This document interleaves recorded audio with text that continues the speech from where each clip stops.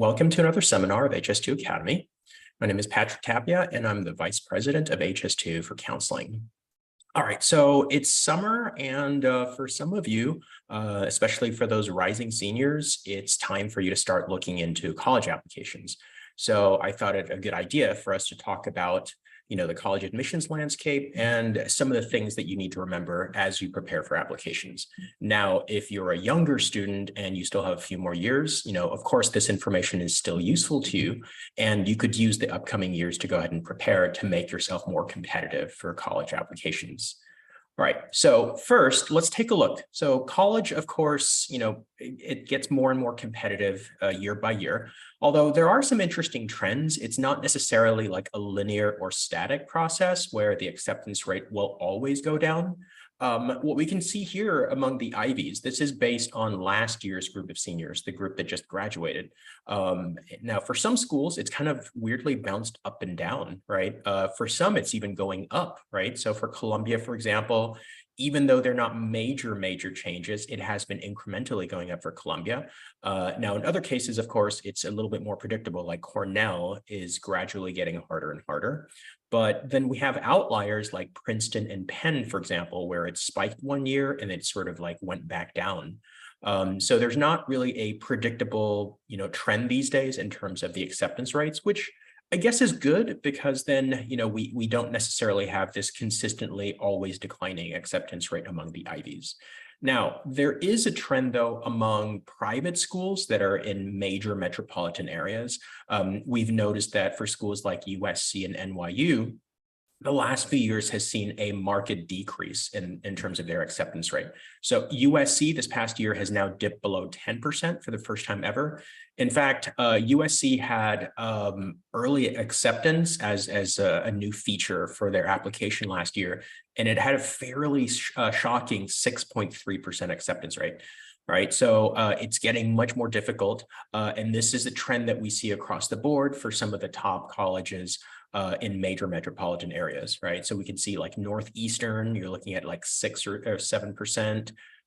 Schools like Barnard, for instance, which is in New York City, that's down to about 6.5%. So across the board, these colleges are getting harder. Now, of course, the UCs are not immune to this. Although the official acceptance rates for the UCs are yet to be released, they're usually going to come out like at the end of the summer. We can safely make some predictions based on the number of applications compared to the number of spots they accepted last year. So as you can see, there's probably not going to be a significant change for UCLA and Berkeley. It's in fact, for Berkeley, it's projected to go up a little bit because they actually accepted or received fewer applications last year than they did in previous years. So I guess that's good news, especially if Berkeley is one of the schools that's on your radar. But once again, we don't know how the next year will hold. So the UCs have, unfortunately, ever since they went test blind, become really unpredictable. Right. So it's usually our advice is to go ahead and apply to as many UCs as you reasonably can, just to give yourself a chance to get accepted into a UC. Right. So as you can see here, among the mid-range UCs, the acceptance rates probably won't dramatically differ. Right. An interesting note, though, is among the UCs, usually for Berkeley and UCLA, the out-of-state acceptance rate tends to be lower. Now, the trend is actually slightly different for these mid-4. As you can see here, for instance, for UC Irvine, it's almost double for the out-of-state versus the California. Same is true for UC Davis, right? It's about similar, but maybe slightly higher for San Diego and Santa Barbara. But for those two schools, if you are listening to us from outside of California, that's certainly a trend that you should be hopeful for, that, that should actually also be on your radar, which I think is a smart move, because a lot of people who are outside of California, the only UCs they've really even heard about are Berkeley and UCLA, which is also why then the acceptance rate tends to be lower, because far more people from out of state apply to just those two UCs. So if you do your research and you actually feel like schools like Irvine or San Diego or Davis could be really good fits, it would actually be smart for you to go ahead and apply to those schools, because you can benefit from a higher acceptance rate potentially. Okay. All right, so to round out the rest of the UCs, we can see here that even UC Santa Cruz is now like below 50%. It didn't seem like that long ago where UC Santa Cruz had an acceptance rate of like 80 or 90%. Okay, Merced actually received even fewer applicants last year, which means that it's still going to be even potentially higher. They were the easiest UC to get into. That's pretty much widely considered like the safety UC. So if you wanted to get into a UC, that would definitely be one that you would want to put on your list as well. Okay, so a recent update before we get into the core of the application material for today is those of you who've been keeping up with the news, about a month ago or so, the Supreme Court finally announced their decision on two landmark cases, one against Harvard and one against the University of North Carolina. Right. And the rulings, as you probably have already heard, have gone on the side of striking down affirmative action. So at this point, based on the Supreme Court decision, if you hadn't been keeping up with this, the Supreme Court ruled 6-2 in favor of Students for Fair Admissions against Harvard and 6-3 against University of North Carolina. So what this means at this point is that it's no longer allowed for colleges to use affirmative action. Okay, now they did disclaimer this by saying you cannot use race just as a pure sort of just objective standard in and of itself. In other words, you cannot accept someone who is Black or Hispanic purely because they're Black or Hispanic. You would then, you could consider them based on the context of the rest of their application. So Justice Roberts, I guess, articulated that while you cannot use race, you could still consider an applicant's experiences with race in the context of their essays. So which means if someone faced discrimination or, they had to face adversity in terms of difficulties because of where they lived or how they experienced things given their ethnic background, that could still be something that they can write about in their essays, okay? All right, now, what does this mean exactly, though, in terms of, what's the timeline for this? Well, the Supreme Court clarified this by saying it will take effect ASAP, right? So which means it will apply for the upcoming class to be admitted, which is the college class of 2028, which is this group of rising seniors. So at this point, if you are a rising senior, this does affect you, which means the colleges can no longer factor in your race in terms of admissions, right?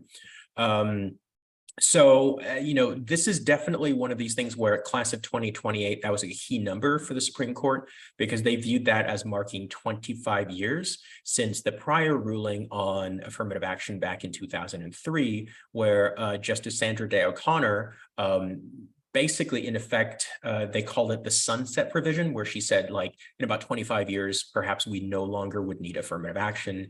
And while it's not actually like in this year exactly, by the time this class graduates, it will have been 25 years, okay? So while many people hail this as a victory for Asians and Asian American students, I think the key thing that I want to make sure everybody understands here is that I want everybody to be cautiously optimistic. Yes, this does mean that in the long run, if you're Asian American, this should definitely help your chances, but it's not going to be as dramatic as some people are thinking. This is not going to be something where you're going to see double the acceptance rates overnight. I think it's best to really temper your expectations so you don't think that all of a sudden it's like a free for all and that all colleges can now accept you. And that simply won't be the case. And we know this because we can take a look at prior evidence from states that did ban affirmative action.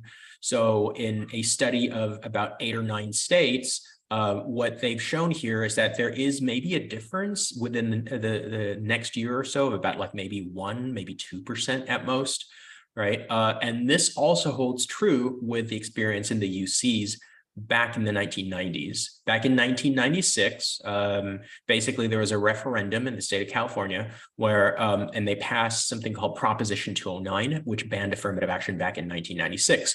But unlike this recent Supreme Court ruling, this one had a 2-year grace period for UCs and the Cal States to implement this, right? So in other words, this didn't really kick into effect until about 1998. And so as you can see in the numbers here for 95, the Asian acceptance rate for across the board for, I think this is for Berkeley, right, was at 38.9%. And if you're looking at it, let's just say by 2005, which is 7 years after, it only really went up by about 2%. Okay. And now, I mean, of course, the downside to this is that like the UCs, based on their experience, there was a marked decrease in terms of the percentage of Hispanic and African-American students in those colleges. So that's, of course, the price that, unfortunately, because of this decision, will have, that's the consequence of things. However, colleges have known about this decision for many years now, right? They've already kind of been anticipating it. Many colleges are now looking at alternatives to go ahead and have a certain requisite amount of diversity on their campuses. So there's been talk about maybe using geographic diversity. There's some colleges looking at maybe doing socioeconomic background as a proxy for race so that they can actually still have, a fairly balanced percentage of students. Okay. Now, so the key takeaways from this, though, is that based on the evidence from this and from the UCs, it's important to realize that it's not going to be dramatically increased in terms of the percentage of Asian American students who are getting accepted to top colleges. Okay, so of course, this will still be a net positive if you're Asian American in terms of your chances of getting in, because historically, a lot of colleges have been perhaps deliberately like trying to balance the number of Asian American students they accept because they are allowed to factor in race. Now, absent this, this would definitely help your chances. Okay, but it'll take time for these colleges to adjust these policies. It won't be an overnight increase. Okay, so beyond that, given that this is the landscape now, colleges are still pretty competitive across the board, both the UCs and for private universities and out-of-state universities. What can you do, right? So part of today's topic is really, what kinds of things can you control and help you in the admissions process that can have positive impacts in terms of your chances of getting in. So the first thing I want to talk about today is utilizing early action and early decision to your advantage.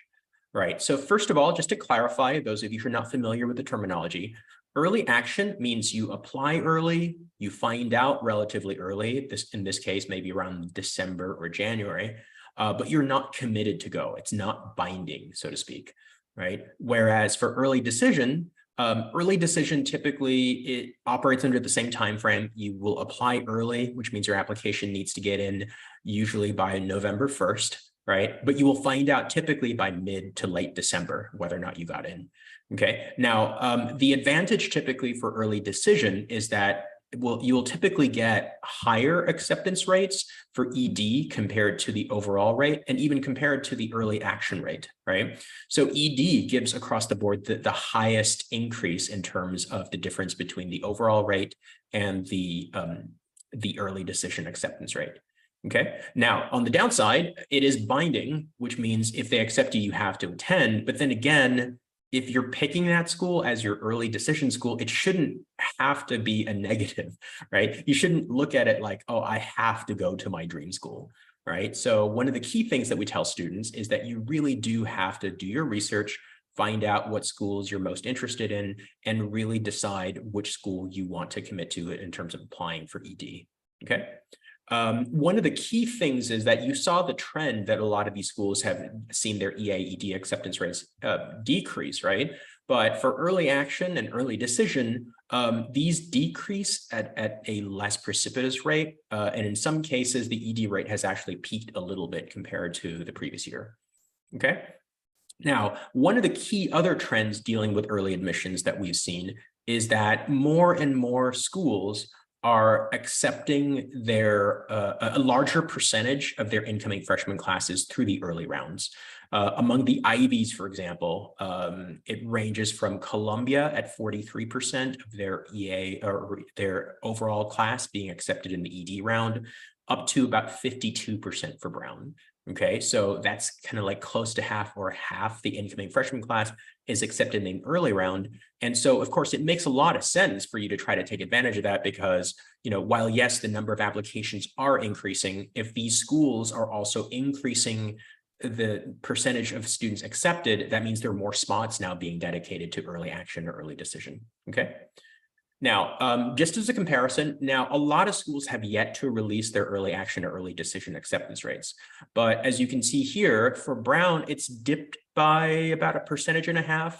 Dartmouth by about 1%, but like for some other schools like Harvard didn't really move that much.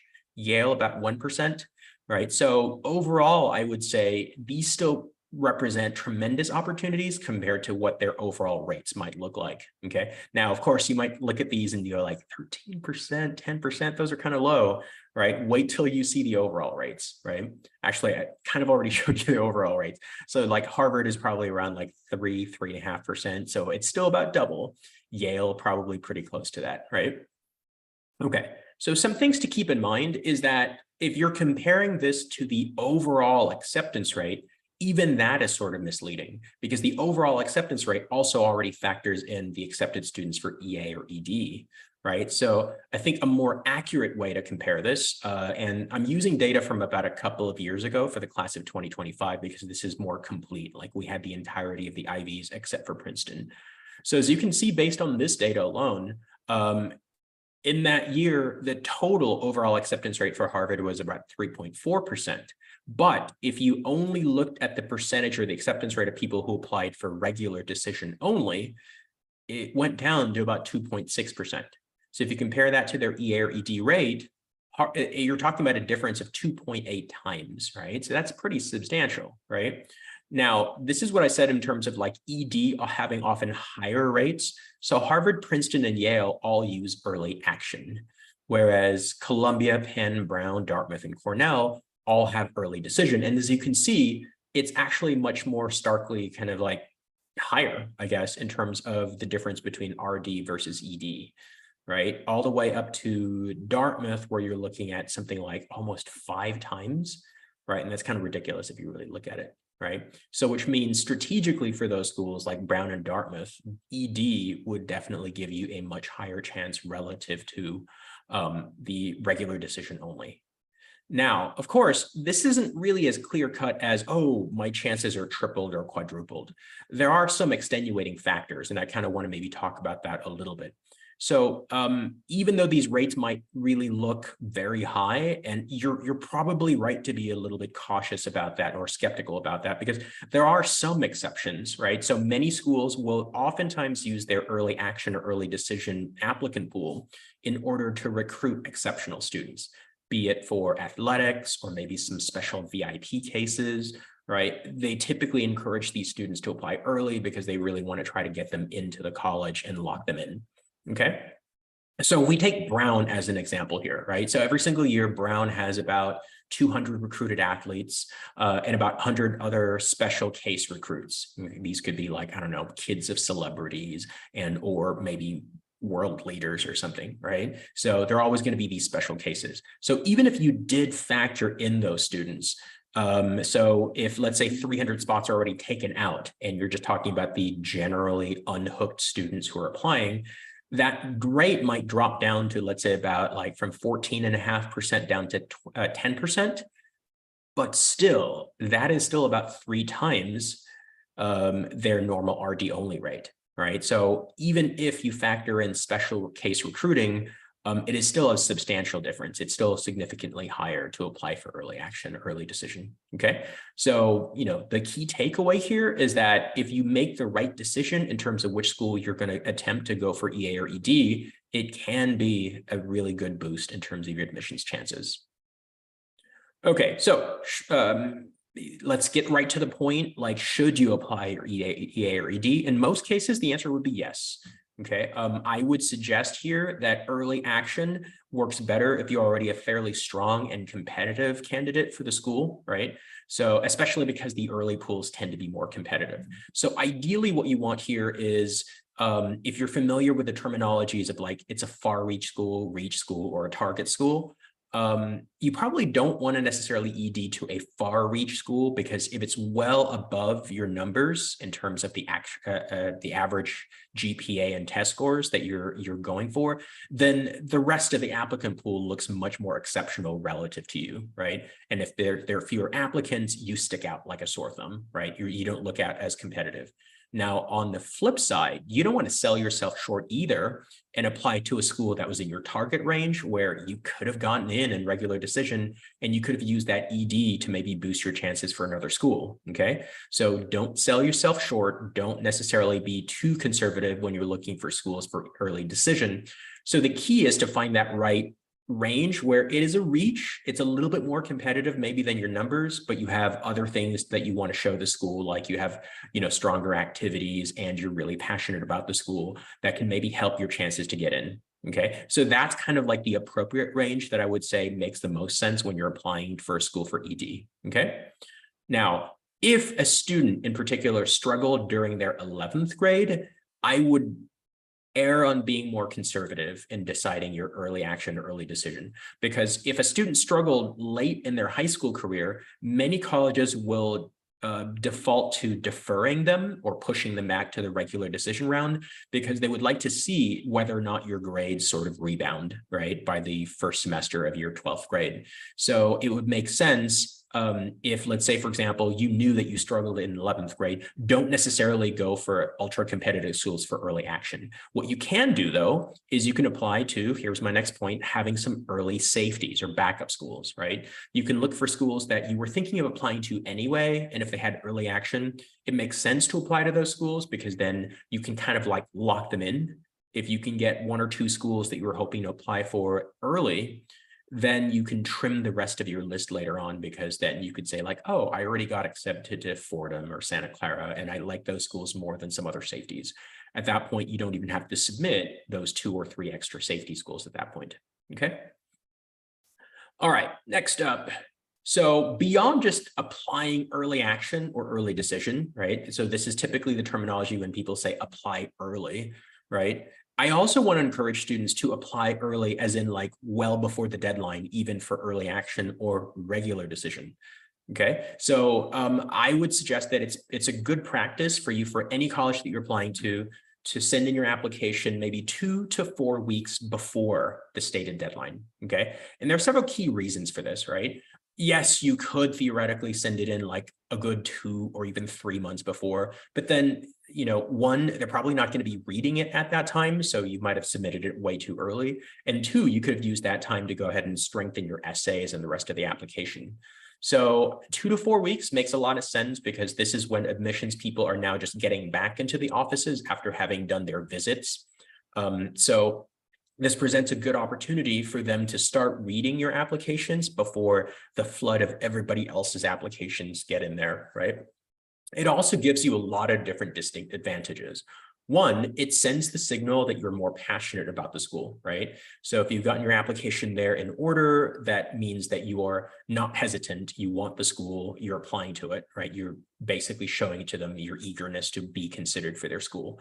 2, it also shows that you're very efficient, very organized, that you're not a procrastinator, right? Keep in mind that when admissions people see this, there is a timestamp when they download this, right? It actually sees when, it shows when you submitted the application, but it'll also show when they downloaded the application, okay? And then finally, having been a Harvard interviewer myself, I know for a fact that the interviews are not necessarily sorted by preference, right? The office doesn't necessarily say, oh, we want to prioritize these students and they get first crack at the interview. It's not like a job interview where being offered an interview is a sign that they're more interested in you. I think that's what parents often think. Largely it becomes more of just a logistics issue, right? So if you submit your application earlier, there is a better chance that you can get an interview before, interviewers get fully booked, right? So I often got nagged or, like politely requested by the chair if I could go ahead and have like 2 or 4 extra students in my interview caseload, right? So if you applied later, that becomes harder, right? But if you applied, like I said, a good 2 to 4 weeks early, that could definitely help your chances to be able to secure an interview. And these days, an interview could be that crucial edge in terms of setting you apart from other candidates. Especially if, let's say, for example, your numbers aren't your strong suit and you want to be able to show your personality and or put more of a spotlight in terms of your extracurricular activities, the interview is going to be very important for that. And I'll talk more about that in detail later on. I will discuss the interview a little bit more. Okay.